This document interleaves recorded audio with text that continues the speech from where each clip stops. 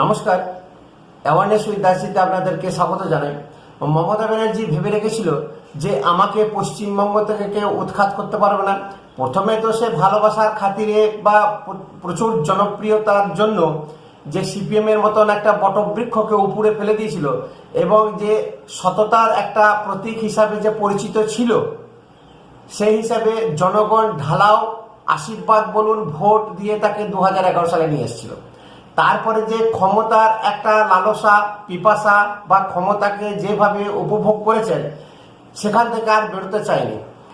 সেই 2016 সাল থেকে অন্য রকমভাবে মেশিনারিজ ব্যবহার করেছে। তখন আর পশ্চিমবঙ্গের জনগণকে মনে ছিল না, ভুলে গেছে। পশ্চিমবঙ্গের জনগণের ভালোবাসা সব কিছুকে উপেক্ষা করে উনি একচ্ছত্র অধিনায়িকা, অধিপতি, হিটলারি মনোভাব নিয়ে রাজত্ব শুরু করেছিলেন। 2021 সালে আমরা দেখেছি যে উনি ভেবে নিয়েছিলেন যে আর গদিতে আসবো না, কিন্তু ওখানে যেভাবে উনি প্রত্যাবর্তন করলেন আর যে নাটকটা করলেন, খেলা হবে, এই যে একটা স্লোগান উনি নতুন চালু করলেন যে এই খেলা হবে, টিএমসির যত গুন্ডা বাহিনী আছে তারা অন্য মিনিং নিল, আর খেলা হবে মমতা ব্যানার্জির কাছে ছিল সেটা নাটক হবে। যে এই যে নাটকের একটা স্ক্রিপ্ট, চিত্রনাট্য আগে থেকেই কিন্তু তৈরি ছিল, যেটা আইপ্যাক করে দিয়েছিল। নন্দীগ্রামে পর্চা ভরার সময় যে পায়ে আঘাত লাগলো এবং শুভেন্দুকে ফাঁসানো বা বিজেপির চক্রান্ত বলে গোটা পায়ে প্লাস্টার লাগিয়ে হুইল চেয়ারে সারা পশ্চিমবঙ্গ ঘুরে ভোট প্রচার করলেন এবং সিম্প্যাথি আদায় করলেন। আর সত্যি পশ্চিমবঙ্গের মানুষের দয়া দাক্ষিণ্য খুবই বেশি এবং খুবই ভীতু সম্প্রদায়ের জনগণ মমতা ব্যানার্জিকে আবার দুহাত ভরে ভোট দিয়ে জিতিয়ে নিয়ে আসলেন।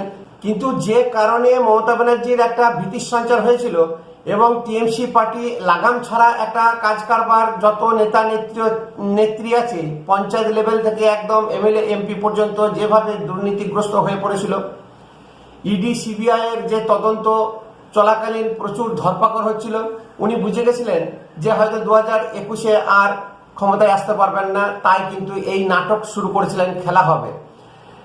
যখনই বিজয়ী ঘোষণা হলো, সঙ্গে সঙ্গে চেয়ার থেকে লাফ মেরে উঠে পড়লো প্লাস্টার না খোলা অবস্থাতেই, যে আমার পা ঠিক হয়ে গেছে। জনগণকে যেভাবে ধোকা আর যেভাবে মানুষকে বোকা বানিয়ে এসেছে, এই যে একটা সুযোগ ছিল 2021 থেকে 2026 মমতা ব্যানার্জির কাছে, সেই সুযোগটাও কিন্তু হাতছাড়া করেছে। আবার হিটলারি মনোভাবের তার থেকে চরমতম একটা সীমাতে পৌঁছে উনি কিন্তু সেই একই ছন্দে রাজত্ব করছিলেন। আজকে বারবার বিজেপি, নরেন্দ্র মোদী, অমিত শাহ, বেঙ্গল বিজেপি যত নেতা নেত্রী আছে, বিশেষ করে যে সমস্ত বিজেপি কর্মী সমর্থকরা আছে, তাদেরকে প্রতিনিয়ত এখনো পর্যন্ত স্টেজে থ্রেট দেওয়া হচ্ছে যে দরজায় লিখে রেখে দেবে যে আমরা বিজেপি করি না। এইভাবে ডাইরেক্ট যে থ্রেট দেওয়া, যে মেশিনারিজ, যে গুন্ডা ঘরে ঘরে পাড়ায় পাড়ায় গিয়ে যে থ্রেট দিচ্ছে, এই মেশিনারিজগুলো সমস্ত কিন্তু অমিত শাহ জব্দ করে নিয়েছে। এবং অমিত শাহকে যেভাবে প্রশ্ন করেছিল, চোখা প্রশ্ন সাংবাদিকরা কলকাতাতে, সেই অমিত শাহ কিন্তু এইবার কিছু খেল দেখাতে চাইছে।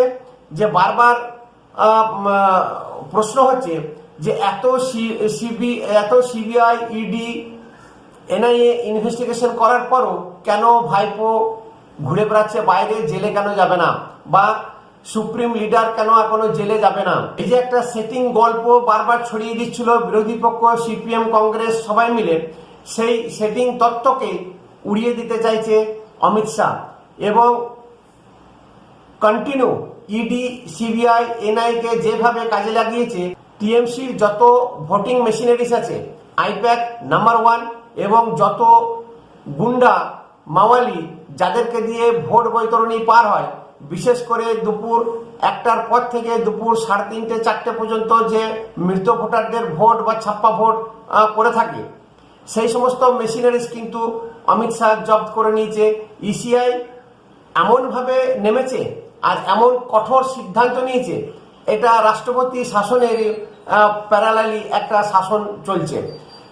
ইসিআই যেমন সাঁড়াশি অভিযান চালাচ্ছে, তার নিজের প্রত্যেকটি মেশিনারিজ কাজে লাগিয়েছে, যাদেরকে যত রকমের আছে পশ্চিমবঙ্গের টোটাল প্রশাসনটাকেই বদল করে ফেলেছে। এবং কাশ্মীরের যত ম্যানমার্কস গাড়ি, বোম স্কোয়াডের গাড়ি যেভাবে কাশ্মীরে আতঙ্কবাদী বা স্টোন থ্রোয়ারদেরকে জব্দ করেছে মিলিটারি, সেই একই পদ্ধতিতে সিআরপিএফ এবং আধা মিলিটারি কিন্তু পশ্চিমবঙ্গে ঢুকে গেছে।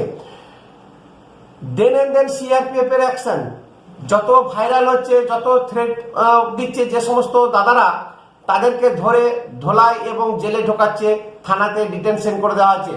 নরেন্দ্র মোদী বাঁকুড়ার সভা থেকে পরিষ্কার বলে দিয়েছে যে যারা বালি পাথর কারবার করে মাফিয়ারাজ করেছে তাদেরকে এই 29 এপ্রিল বা 23 এপ্রিলের আগে থানাতে যেন তারা সারেন্ডার হয়ে যায়, তা না হলে 4 তারিখের পরে তাদের কিন্তু ঠিকানা অন্য জায়গায় হবে।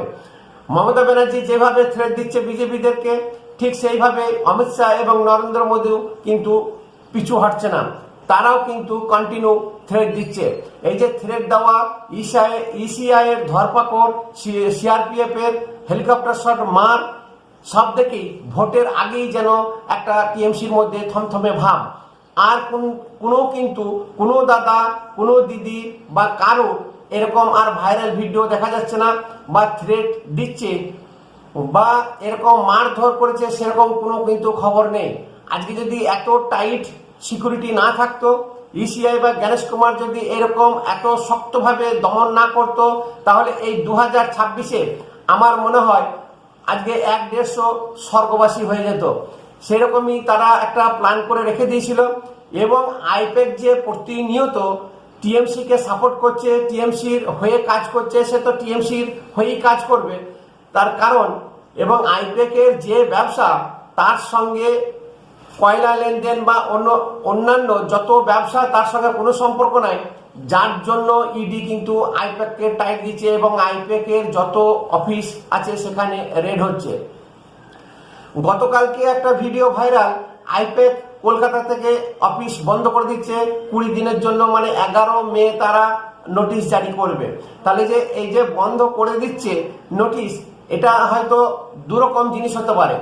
এক, ইডি ভয়ে তারা বন্ধ করছে, এবং বন্ধ করে দিলে ইডি সেখানে আর যাবে না, ইনভেস্টিগেশন করবে না, কাউকে পাবে না, এবং হয়তো অমিত শাহ বা সেন্ট্রাল গভর্নমেন্টের বিনেশ চান্দেলকে বা প্রতীক জৈনকে চাপ দিয়েছে যে তোমরা টিএমসির সঙ্গ ত্যাগ করো, এটা হতে পারে।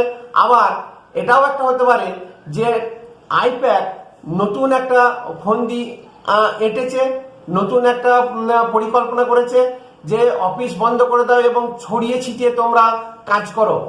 আর দিদিমণি সভা থেকে কন্টিনিউ বলেছে যে সমস্ত আইপ্যাকের কর্মীরা কাজ করেছে তাদের চাকরি যাবে না, আমি তাদেরকে চাকরি দেবো, তাদেরকে টিএমসি দলের সঙ্গে যুক্ত করে নেব, এবং প্রত্যেকেই কিন্তু সেই যেমন বেতন সেরকম বেতনই পাবে।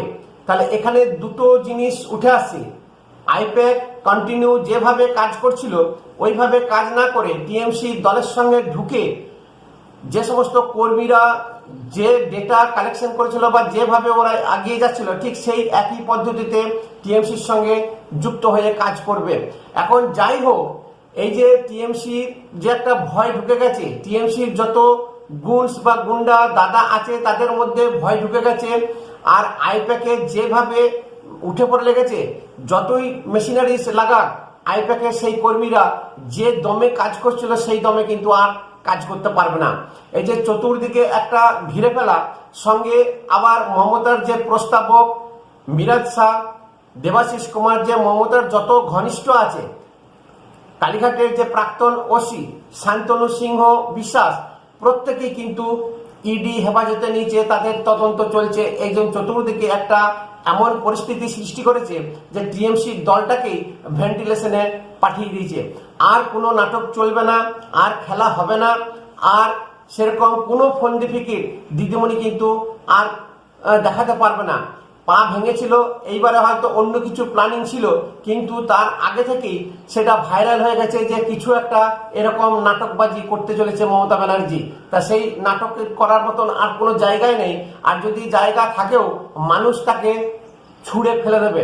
কারণ যে জনোচ্ছ্বাস, যে জনসমুদ্র প্রত্যেকটি নরেন্দ্র মোদীর সভায়, অমিত শাহ সভায় যোগী আদিত্যনাথের সভায়, হেমন্ত বিশ্ব শর্মার সভায় উপচে পড়ছে এই জন উচ্ছ্বাস, এই জন আন্দোলন বা মানুষের আগ্রহ 2011 সালে কিন্তু দেখা গেছিল যখন মমতা ব্যানার্জি এসেছিল।